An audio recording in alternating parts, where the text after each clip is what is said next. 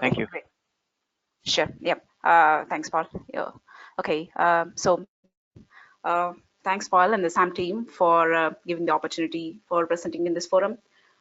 So before I start with, just like to give a small brief about FTC Solar and myself.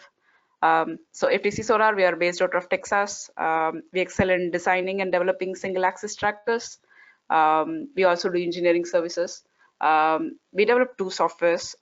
One is Atlas, which is a cloud-based enterprise tool for project development portfolio management. And the next one is SunDAT, which is for designing automated layouts for PV system. I've been working with SunDAT for the past 6 years now. I've done the detailed DC electrical design in SunDAT, and also integrating the energy analysis part within SunDAT and few other features. So from there, diving into my presentation here. So just a small, just a brief about SunDAT and how the tool is being done. So SunDAT is a plugin which is on top of SketchUp 3D environment. It helps the user to automate and optimize solar designs. It doesn't have any size limits, so the user can use it to design residential, commercial, and utility scale sites.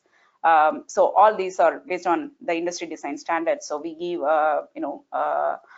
recommendations in places where it's appropriate for the users, and the recommendations are based on industry design standards. In SunDAT, we have automated a list of things. So starting from shadow simulation, the terrain analysis. Terrain analysis includes heat map, slope analysis, cut and fill estimates, and also it also gives the user the ability to follow the terrain and place their tables and modules. And also we do module layouts with parametric options. That is, like, the user will be able to change the layout with the range of options for each of the parameters. And we take the cloud capability also in it to do this parametric run. We also do structural layouts, detailed DC electrical design, and again, for computing the yearly shade for trackers on a terrain, we again use cloud service for doing this, getting the shade value for the trackers, and also finally for the energy modeling, we use NREL SAM within SunDAT. So what you see here is the yearly shade which is done for a tracker. So why we picked NREL SAM? So one thing is that we wanted to have a energy analysis tool embedded within SunDAT, since the user is already giving like lot of inputs for doing the layout design. We did not want the user to go to another tool to again give the same inputs and do their energy analysis. So we were looking for software which had either SDK or the API support. So NREL had the SDK support, and it was very simple to pack with SunDAT. It was mainly the SSC DLL and the couple of other supporting DLLs. It had vast module and inverter libraries. It also had the ability to create custom components if that particular module or inverter is not present within SAM library. So we used CEC model with user use specifications for the module type and the inverter data sheet type for the inverter custom creation. It also had trackers and fixed tilt tables support.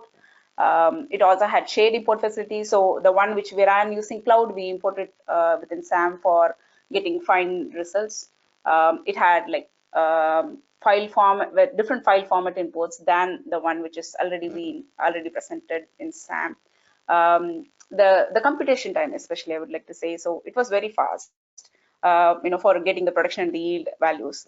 And it was less than 3 to 4 seconds. And the computations was based on numbers rather than the whole site. So I had tried other softwares, and it required me to push the whole site into their system to do the computation. Rather, for SAM, it was just a hash which you need to make for doing the computation, which made things simple. And finally, so we integrated SAM within SunDAT in December 2015. with almost like, with every release, there was almost nil or like at least one or two releases wherein we had to do changes for us to keep our compatibility going. So it was great in terms of, backward compatibility. So we had faced like, one or two challenges when we are trying to integrate SAM within SunDAT.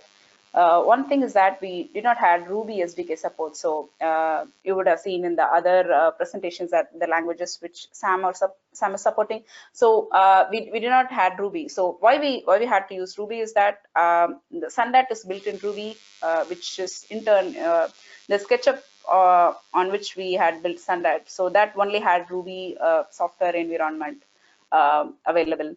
So we had to build a Ruby wrapper around the SSC DLL for us to include SAM within SunDAT.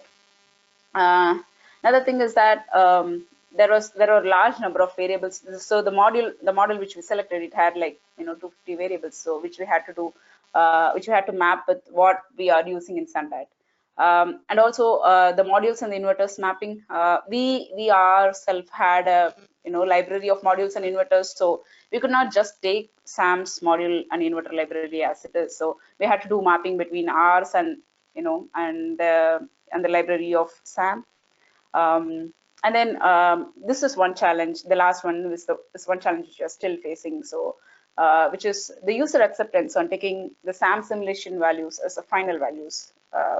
So the users are fine in using the SAM simulation values for comparison, but when taking for bankability, they still would like to go to PVSys for their final computation. So so that's something we are we're still unable to get the customers in terms with. So so these are the few challenges which we faced and which we are facing now. So what you see here is the SSC SDK tool which we use to map the variables. So moving on to the implementation part of it. So we picked PV-SAM1 photovoltaic detail with no financial model for our automation. So that was enough for what we were looking for for the production and the yield analysis. So how we went about implementation is like we created sample projects within SAM, and then we by then, like in 2015, so we only had the LK script which gets generated out of SAM. So we generated the LK script out of the model project, and then we mapped each variable using this SDK tool, and we found like with what variable to which UI input it maps to, and then and that's how we did the variable comparison. And then we went on, we converted it to Python, since this is how the LK script looks like. So it simply had like each of those values which we are giving in the UI. So so it doesn't actually include the module and the execution part within it. So we had to go to so we moved converted that to Python for getting into the actual module execution part of it. So so we moved that LK to Python script. So this is how the Python script looks like. So we take the PV-SAM-V1 module, and then we take the data which needs to go into this module, and then populate each of these variables which needs to be supplied to the PV-SAM-V1 module. So and then finally execute it and get the action results. So so we ran this and we got the final results, and we compared it with what the UI software gave us output. So once we got these two worked out, and then we moved this to the Ruby code. So as I said, we had to write the wrapper for in Ruby. So we used Fiddle, which is a foreign functional interface for interacting with DLLs. So we used Fiddle, and we created wrapper methods for doing the SSC module create, module execution, and then the setting the numbers, getting numbers, strings, matrix. all those which needs to be there for creating the data structure. So we also had to handle the pointers which comes out of the DLL and convert it back to the Ruby format. And the Ruby acceptable string, float, and array matrices, all those formats. So we wrote wrappers around that. We also had to write wrappers for getting the module logs out of when the module is executed, and also so yeah, and the module logs. So we created a data model which comprises of all the variables which needs to go into SAM for doing the module execution. We classified them into the float integer part so that it's easy for us to while setting the values. So so this is how we did it in Ruby. It was more like the Python one. So we create the SAM module. So, and we set each of these variables in the data structure, and then we do the execution part, and we get the log and the energy and the performance ratio and the yield values. So this is how we did it in Ruby.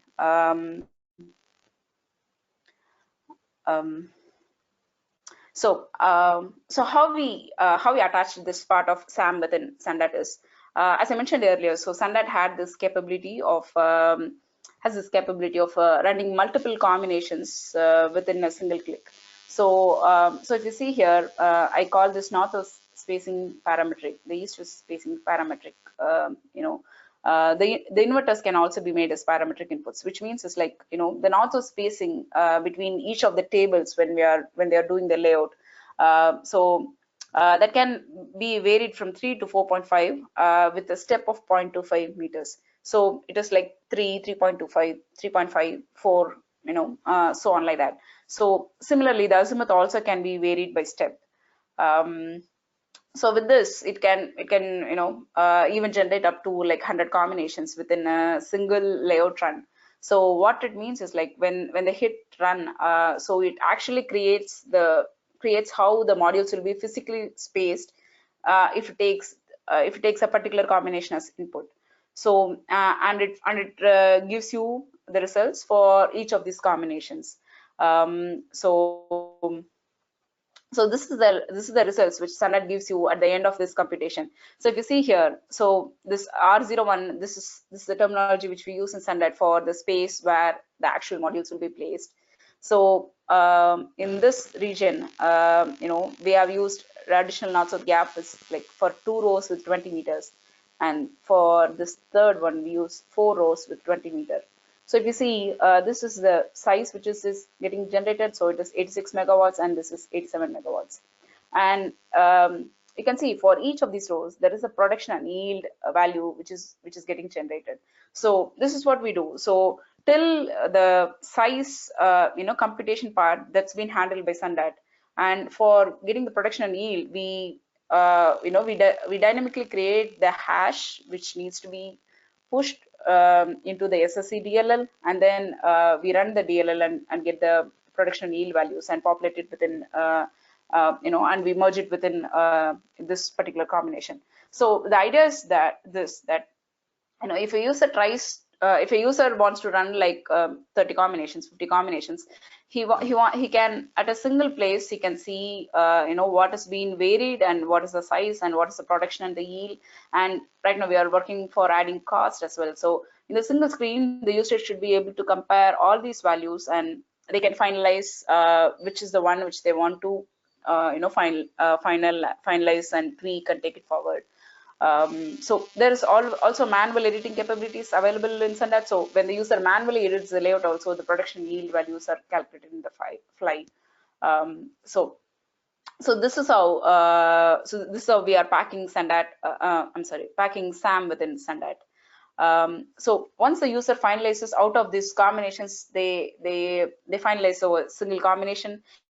If they want to do a lot more tweaking to get a fine-grained energy results value, so we provide like individual sections here within SunDAT.